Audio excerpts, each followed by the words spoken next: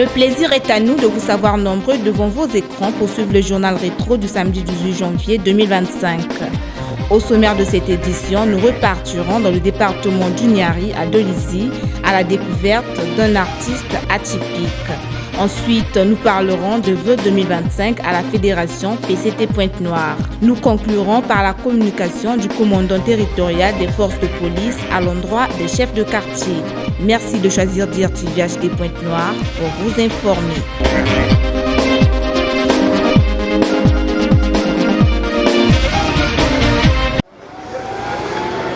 Pour évaluer l'année 2024 et projeter 2025, la salle des conférences Marien Ngouabi PCT de Mvumvu a abrité ce samedi 18 janvier 2025 une cérémonie d'échange de vœux pour rendre un hommage déférent au leadership du membre du bureau politique, président du Conseil fédéral Jean-François Nkando, en présence du porte-parole de la majorité présidentielle et les responsables des partis de la mouvance présidentielle. Deux discours ont retenu l'attention de l'auditoire dans le message de vœux du secrétaire à l'organisation au président du Conseil fédéral. L'année 2024 qui a rejoint le musée du souvenir a été marquée au niveau de notre fédération par une implication de tous au point où nous avons enregistré un fort pourcentage de réalisation des activités programmées. Cela ne veut pas dire, loin s'en faut, qu'il n'y a pas eu des insuffisances, des faiblesses et des échecs. Mais tout cela sera relevé dans notre rapport qui sera présenté au Conseil fédéral pour un débat militant en date échue. La réponse du président du Conseil fédéral saluant la résilience du peuple congolais et exhortant les militants de sa fédération à soutenir l'action du chef de l'État et du gouvernement de la République. L'année 2024 qui a tiré sa révérence, il y a de cela quelques jours, a été pour notre pays une année très éprouvante à tout point de vue. Je profite de l'occasion qui m'est offerte pour féliciter l'ensemble de notre peuple pour sa résilience teintée d'un fervent esprit patriotique. Le traditionnel discours du président de la République sur l'état de la nation devant le Parlement réuni en congrès nous a amplement édifiés sur les causes endogènes et exogènes des difficultés rencontrées et surtout des pistes de solutions préconisées par le gouvernement pour les juguler. Nous notons simplement que malgré la farouche volonté du gouvernement à relever la barre, les défis resteront nombreux et difficiles à relever en un laps de temps, tant que l'environnement international restera instable. Devant de tels challenges, en cette année charnière préélectorale, je nous exhorte à faire confiance en notre président et à son gouvernement en leur apportant notre soutien sans faille, car la victoire de notre candidat à la joute électorale qui pointe à l'horizon 2026 dépend très fortement de notre détermination et notre capacité. Une cérémonie de vœux couronnée par la remise d'un présent par le comité du Parti congolais de travail de l'arrondissement 1 Lumumba et le rituel de salutation au président du Conseil fédéral. Des échanges de vœux venant consolider le climat convivial du vivre ensemble qui règne au sein de la Fédération du Parti congolais de travail Pointe-Noire, renouvelée en 2020.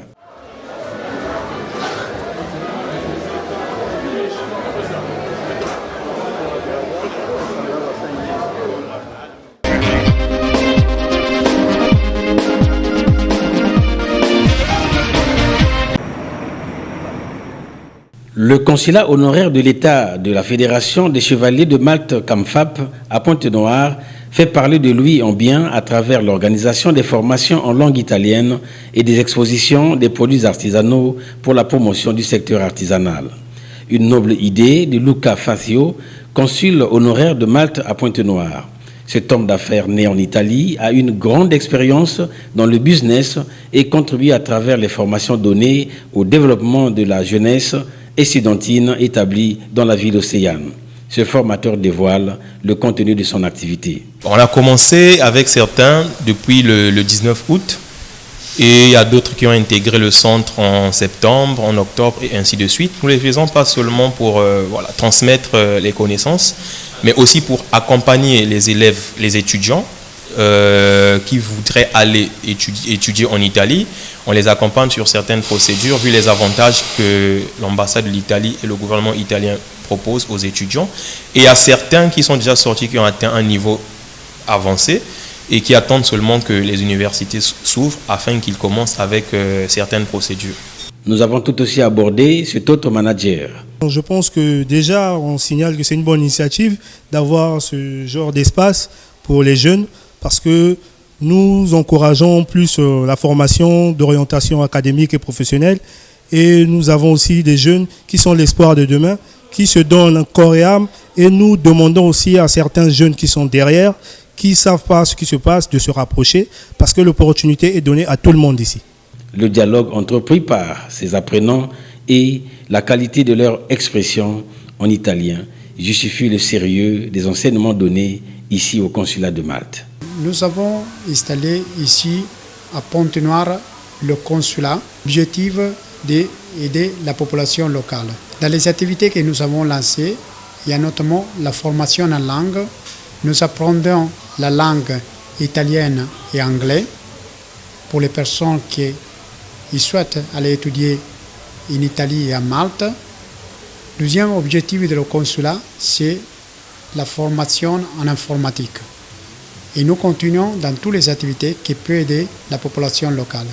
Et nous, on lance un message à toutes les personnes intéressées de se rapprocher du consulat, de demander des informations et notre espère ils seront comme orientés chaque candidat.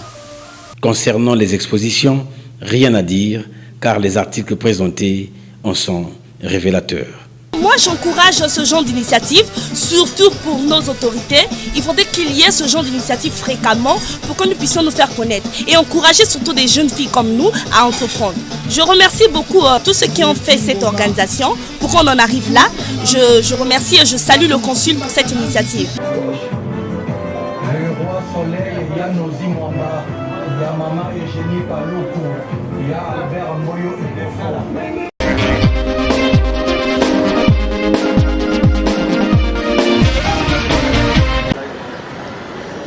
Ce citoyen rompu à la tâche de la culture est un artisan de haut niveau, exerçant sans outils appropriés son travail. Nous l'avons découvert à Dolisie, à proximité du buffet de la gare ferroviaire, où il expose ses articles finis. Cette personne vivant avec handicap est bien Berlin Mvumboulou, devenu célèbre à Dolisie par son génie créateur. Doué dans la finesse de son art, il donne l'exemple d'un auto-entrepreneur et demeure à la recherche des personnes de bonne foi pouvant l'aider à rendre professionnel son art. Un art qu'il a débuté depuis 2010 sans fréquenter une seule école professionnelle. J'ai commencé à faire ce genre de travail depuis 2010. 2010, là où je travaillais au Grand Hôtel. On m'a pris comme jardinier. Maintenant, avec le temps, j'ai recevé comme des rêves. C'est comme si je suis en train de façonner quelque chose. Je ne suis pas parti à l'école peut-être des beaux-arts. Ça me venait dans le songe, quoi. Donc je suis un amateur. J'ai besoin de ciment, sable et de fer. Parce que je vais d'abord monter les squelettes et je vais habiller les squelettes. Un Chinois qui fait des gratte-ciel, il n'est pas long. Il a des techniques de monter, il a aussi des techniques de finir. Bon, moi je prends quelque chose qui va me mettre un peu à la hauteur de la chose que je suis en train de faire. Il a besoin d'aide et sollicite les personnes de bonne foi, dont la ministre de tutelle. J'ai besoin d'aide. Si l'État peut me soutenir ou il y a des bonnes personnes de bonne volonté qui peuvent me soutenir, vraiment ça sera un bienvenu. Parce que je suis en train de faire comme des matériels que je suis en train d'utiliser comme des matériels amateurs. J'ai besoin de matériels sophistiqués et professionnels. Là, je suis en train de travailler comme un amateur. Le message que je vais donner, c'est au ministre de la Culture et Art. Vraiment, il faut faire vraiment peut-être des émulations pour chercher les artistes qui sont cachés. J'invite Madame la ministre pour venir sur place à Dolisie, pour venir me découvrir ce que je suis capable de faire. Les œuvres de cet artisan sont bien appréciées par les Dolisiens de passage à son cadre de travail qui par ailleurs le félicite. C'est à féliciter. C'est un peu difficile pour lui, mais quand même il arrive à faire des chefs-d'œuvre. Donc c'est vraiment du top niveau, quoi. Donc moi je suis de passage souvent ici, je vois souvent des pots de fleurs, des poissons et tout.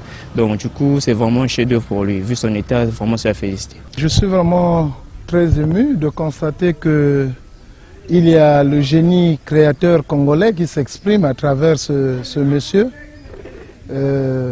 Qui visiblement nous épate un peu dans sa création. Je vois là, il y a la carte d'Afrique qu'il est en train de réaliser avec du ciment simple.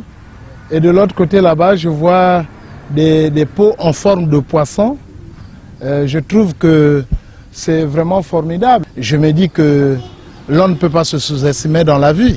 L'art, c'est moi, la science, c'est nous, disait Claude Bernard. L'artiste est appelé à ressortir son talent à travers son sens de créativité.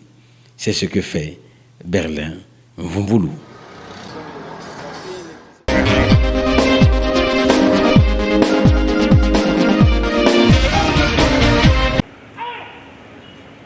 Le commandant territorial des forces de police Kouilou-Pointe-Noire, le colonel-major Didas Delphin Yobi, a donné ce mardi 14 janvier 2025 une communication à l'endroit des chefs de quartier de la ville de Pointe-Noire et des autorités du district de Tchambanzassi.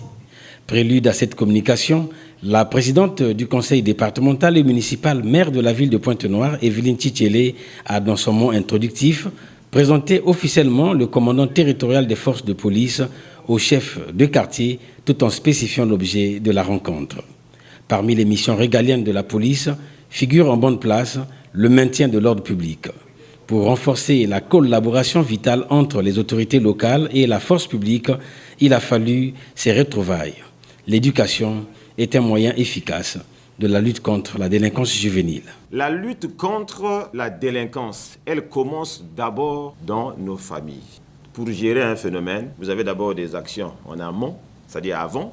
Ensuite, vous avez des actions de redressement lorsque le mal s'est déjà manifesté, on va dire la répression. Et ensuite, en aval, des actions qui sont menées dans le cadre de la réinsertion afin de renvoyer l'individu meilleur. Chez nous, on appelle ça, on va dire, l'amont. C'est nous. Voilà, c'est l'éducation. Et c'est ce qu'il y a de fondamental, l'éducation. C'est la meilleure forme de prévention, l'éducation. C'est le meilleur remède, c'est la meilleure arme. Et si aujourd'hui, beaucoup d'enfants ont basculé de l'autre côté, c'est parce que l'éducation a pris un coup. Il y a des faiblesses à ce niveau. Qui est responsable? Le parent. Qui est parent? C'est nous. Le colonel-major Didas Delphin Yobi a insisté tout aussi sur la réception des étrangers dans les quartiers en exigeant les passeports. L'idéal voudrait que quand vous recevez quelqu'un, il fait la photocopie de son passeport et vous l'avez. Et le jour où il y a un problème, vous dites, il s'appelle Yobi Didas, c'est un Congolais. Voici la photocopie de son passeport. On est organisé pour le rattraper n'importe où.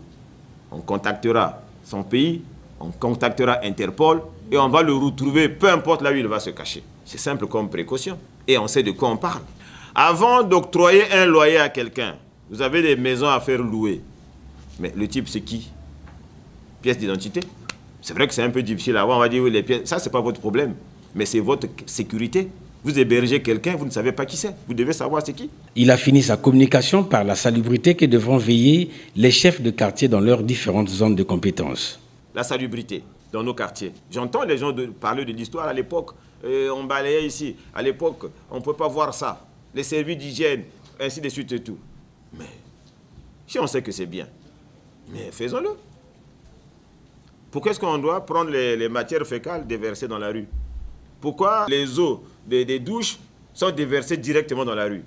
Les rues sont mouillées en permanence. Que l'on soit en saison sèche ou pas, il y a toujours de l'eau là. C'est à nous de nous organiser. Les ordures, il faut les gérer correctement.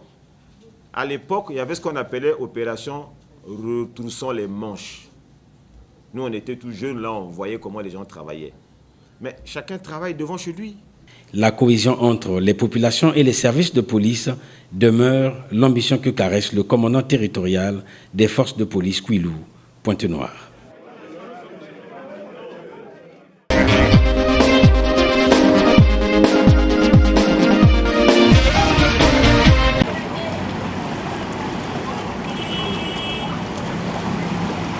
Au croisement du boulevard Mwekat Matou et de l'avenue Simon Kimbangu, jadis cadre réservé aux défilés populaires du département de Pointe-Noire et du Kouilou, se développe sous le regard municipal à l'esplanade de la Bourse du Travail une mare d'eau gênante. Ceux qui y rentrent, sortent et ressortent sont soumis à une rude épreuve de circulation pataugeant dans ce lac artificiel.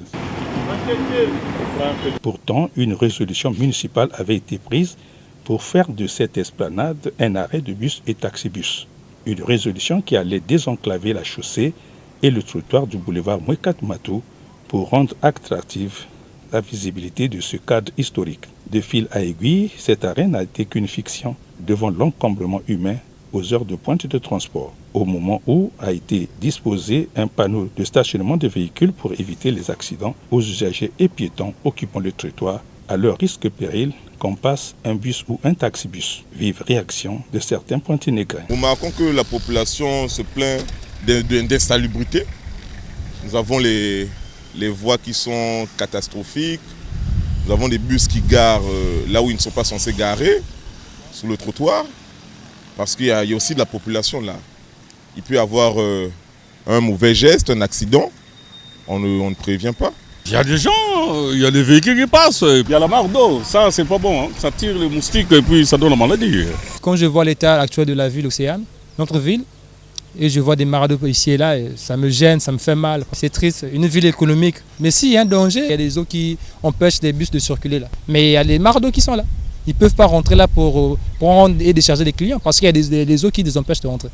La ville de Pointe-Noire ne pourra revêtir sa nouvelle robe que si certaines places publiques sont assainies au grand bonheur des populations.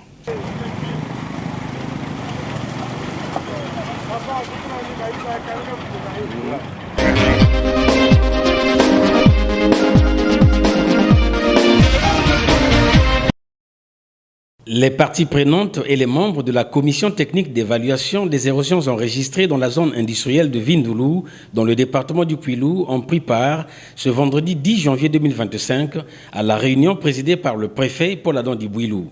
Au nombre des représentants des sociétés parties prenantes, Grand Moulin du Kouilou, Bralico et Eni Congo. Un seul point a figuré à l'ordre du jour tel qu'épinglé dans le mot introductif de l'autorité préfectorale, l'examen du sujet portant érosion à Vindoulou dans la zone industrielle et d'habitation. Vous vous souviendrez de la dernière descente effectuée par la commission technique et le préfet le 12 janvier 2024 suite à la requête introduite par les populations riveraines victimes de ces érosions.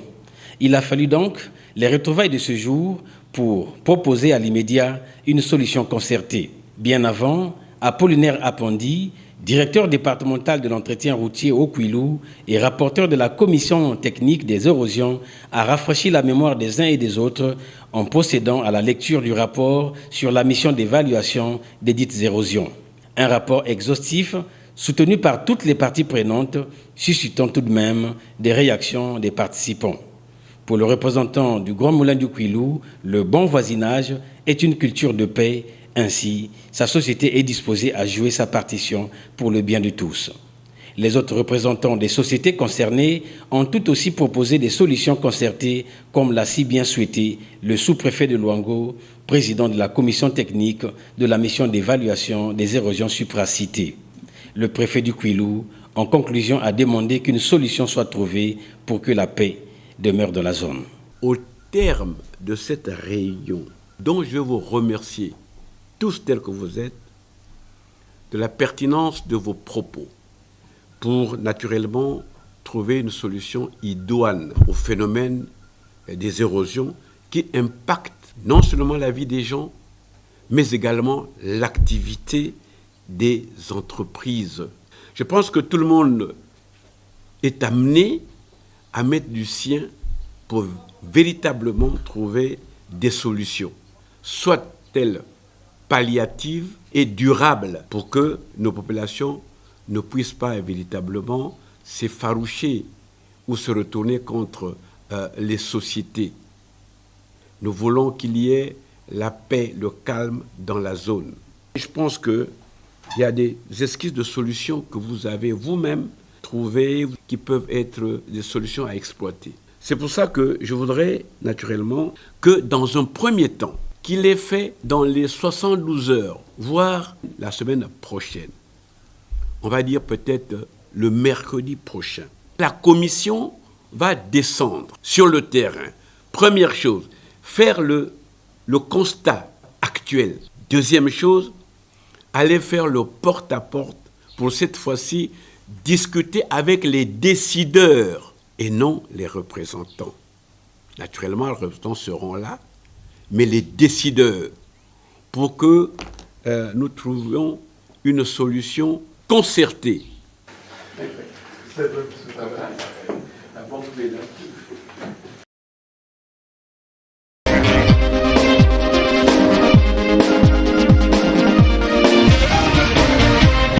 En vue de garantir une gestion sûre et protectrice de l'environnement, il se tient à Pointe-Noire un atelier de formation sur la gestion des déchets radioactifs. Atelier ouvert ce lundi, 13 janvier 2025, à l'organisation du ministère des Industries minières et de la Géologie en partenariat avec la Commission de régulation nucléaire des États-Unis. Cet atelier ouvert au nom du ministre des Industries minières et de la Géologie par le directeur des mines et des carrières vise à renforcer l'expertise nationale en matière de gestion des déchets radioactifs et à s'approprier des outils pour l'élaboration des textes réglementaires applicables. L'extraction du pétrole génère des quantités importantes des matières radioactives naturelles, a signifié le représentant du ministre de tutelle à l'ouverture des travaux.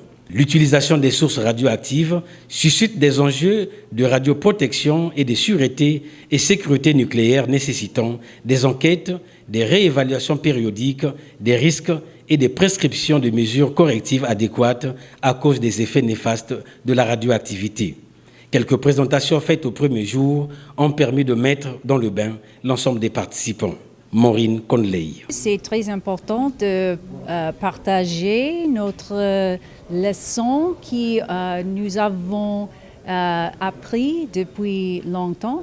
Alors, nous avons travaillé avec la République du Congo depuis quelques années pour des sources radioactives. Le directeur des mines et des carrières sur l'objet de cette formation. C'est un séminaire très important pour notre secteur parce que nous sommes l'organe technique qui sert de la régulation et de la gestion des sources radioactives. C'est nous qui avons cette charge-là.